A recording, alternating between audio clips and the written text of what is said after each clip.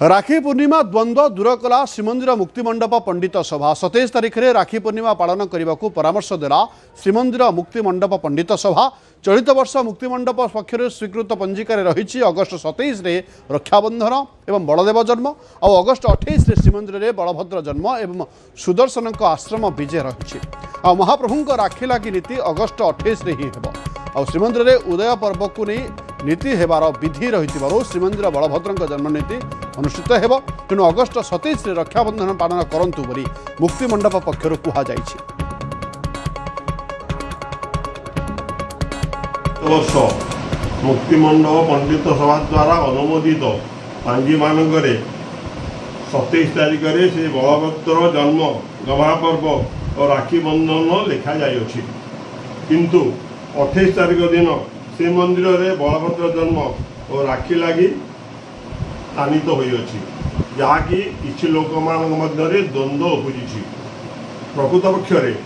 बलभद्र जन्म 27 अगस्ट दिन हवा उचित गुरुवार दिन हवा उचित कारण बलभद्र जन्म मध्याह्न समय होता एवं जगन्नाथ समस्त पर्वपर्वाणी सूर्य उदय को नहीं करा जाए तेणुक बलभद्र जन्म कर्मकाल को नहीं करा जाइछि और बलभद्र जन्म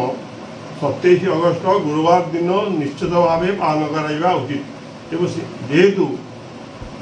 सूर्य उदय को नहीं जगन्नाथ मान पर्व करा जाए तेज एवं आम रथयात्रा से कहीलु स्कंद पुराण अनुजाई समस्त यात्रा जगन्नाथ सूर्य उदय को नहीं करा उचित कराउछि बर्तमान यही द्वंद्व समाधान करने आम समस्त को जन दि जाऊँगी समस्त जगार बलभद्र जन्म 27 अगस्ट गुरुवार दिन पालन कर श्रीमंदिर में केवल 28 अगस्ट शुक्रवार दिन पालन कर समस्त अवगति निमंत्रण जन दि जाऊँगी। अधिक सूचना पाई आम जोड़ी होती अक्षय जोड़ी होती अक्षय टी जानवा चाहिए मुक्तिमंडप जो स्पष्ट करी राखी पूर्णिमा द्वंद्व दूर करा किंतु बलभद्र जो जयंती पालन करा बलभद्र जन्मतिथि पालन करा एवं बलभद्र जन्म 27 रे सबुठी पालन होता बेले 28 रे पालन हो श्रीमंदिर में एवं कौन मुक्तिमंडप पक्षर कहुई अक्षय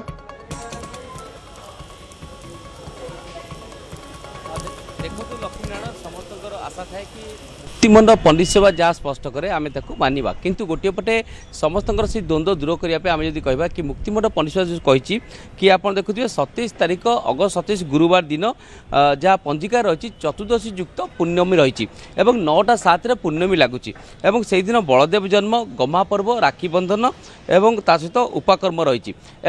परदिन 28 तारिख दिन प्राय 9:45 पर्यंत सका उदय आरंभ कर 9:45 पर्यंत रही पूर्णिमा एवं जो थे कि से दिन नीति रही कि बलभद्र जन्म राखी लगी श्रावण पूर्णिमा एवं सुदर्शन आश्रम विजय यह हूँ श्रीमंदिर नीति एवं गोटे पटे स्पष्ट कर रक्षाबंधन पर्व रही 27 तारिख दिन पालन कारण जेहेतु मध्याह्न बलभद्र जन्म होते तेणु से दिन अर्थात 27 तारिख दिन 9:07 जेहेतु पूर्णमी रही तेणु से दिन तमाम पूर्णमी पालन कर परंपरा अनुसार रक्षाबंधन पालन कर बलदेव जीव को जन्म उत्सव पालन कर किंतु श्रीमंदिर परंपरा हूँ बेस स्वतंत्र श्रीमंदिर जेहेतु उदय पर्व को नहीं पालन कराए उदय पर्व जेहेतु पूर्णमी तिथि 9:07 पर्यंत अर्थात 28 तारिख दिन 9:07 पर्यंत रही शुक्रवार दिन तेणु से दिन श्रीमंदिर जेहेतु उदय पर्व में पूर्णमी रही तेणु श्रावण पूर्णिमा दिन अनुजाई से रक्षा पूर्णिमा रक्षा राखी लगी महाप्रभु को करा जहाँ उल्लेख रही राखी लगी करा महाप्रभुंर बलभद्रंकर जन्मनीति करा श्री सुदर्शन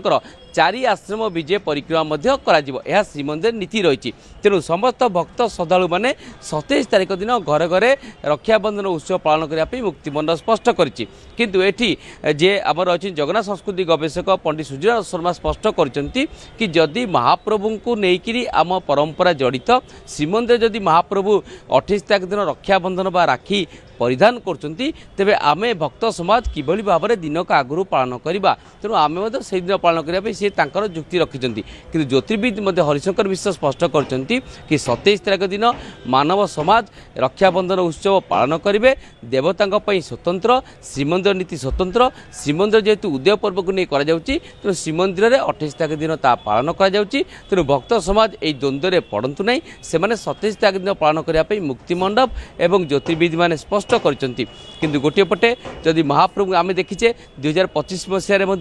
भाव में द्वंद्व सृष्टि होता प्रयास साधु को नहीं द्वंद्व सृष्टि होता तेणु आउ गोटे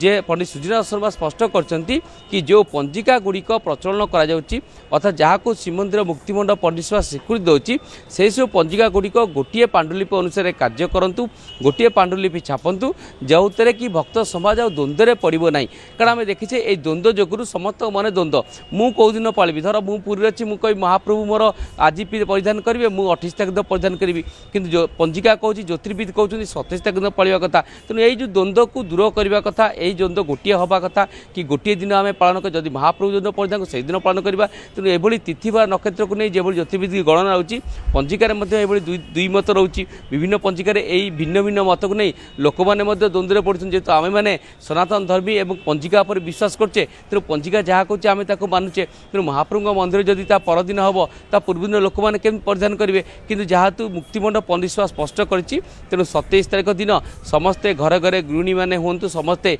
से दिन बलदेव जन्म उत्सव पालन करेंगे और ता सहित राखी पूर्णिमा पालन करेंगे और ता परदिन जेहेतु बलभद्र जन्मनीति अच्छी गम्हा पूर्णिमा ता परदिन पालन कारण गम्हा पर्व स्पष्ट भाव में उल्लेख रखाई तो निश्चित भाव यही द्वंद्व दूरी हवा दरकार किंतु आगामी दिन में जमी द्वंद्व एमती न रहे ता उपरे मध्य सरकार हूँ श्रीमंदिर प्रशासन हूँ जगतगुरु शंकराचार्य हूँ यापर किसी आभिमुख्य ग्रहण करने दरकार जमी आउ लोक मैंने यही द्वंद्व में पड़े ना